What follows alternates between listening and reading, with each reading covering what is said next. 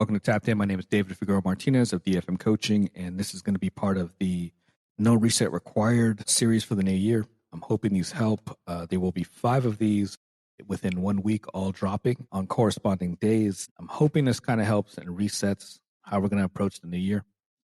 So this episode is going to be specifically about comparison will wreck your year. This is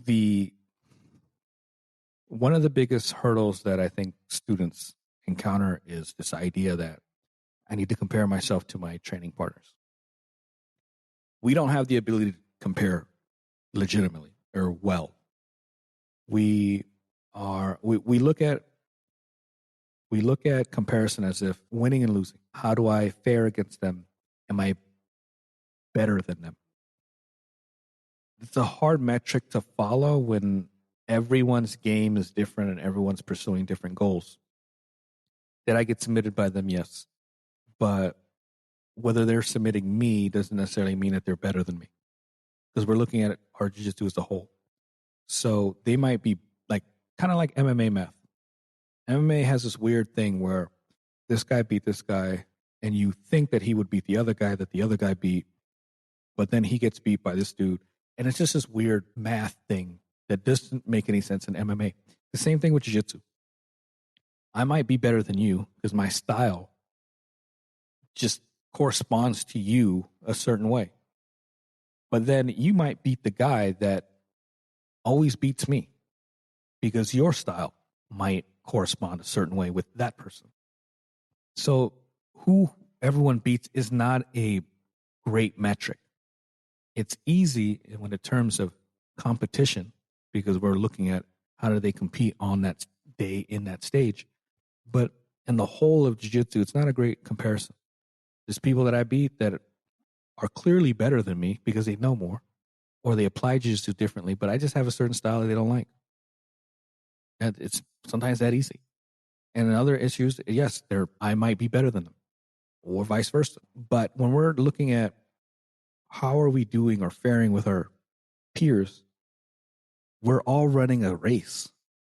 So sometimes we look at wins and losses as if it's static, like the standings of a baseball or football league. You look at it and you're like, okay, this guy's 5-2, that person's 6-1. They must be better than such and such. When really we should be looking at it more like sprinters. As we sprint or run a race, we're all getting better and making progress. It's not static. We're all running a race. And as we run that race, sometimes they pull away. And the race continues because this is a marathon. And then I start gaining ground. They had to maybe take some time off for an injury. They're still coming to class, but not training as hard. Maybe I wasn't able to maintain my 5 days a week because I have family obligations now. So now they're pulling ahead of me. And there's going to be races where that person is going to pull so far ahead of you randomly, and you just kind of accept it. It's happened to me where I had a training partner that I used to do really well against. And then they started training far more often than I could, and they pulled away so far ahead of me. I've never been able to catch them.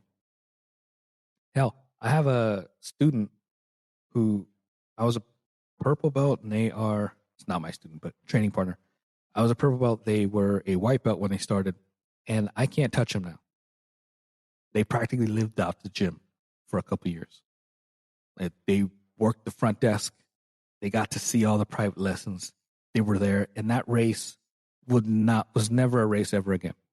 They passed me, and I'm okay with it because at the end of the day, I cannot compare myself to these other people who have different lives in different circumstances, and they're running literally their own race. We're not running the same race. We never have been. My obligations are different than someone else's obligations. I don't have kids. Plenty of other people at the gym have kids. Some people work at the gym. Some people work closer to the gym so they can take classes at noon. Some people have military obligations, and they're gone for long stretches of time. And then they come back and they get back at it. So understand that it is useless to try to compare myself against everybody else. And it doesn't do us any good. It doesn't help. Now, are there healthy gym rivals? Yes. But that's going to change over time. Someone who might be a healthy gym rival, someone that I can kind of compete with, may not be the same person in 6 months. They might even go or change their training habits, and I have to pick someone else.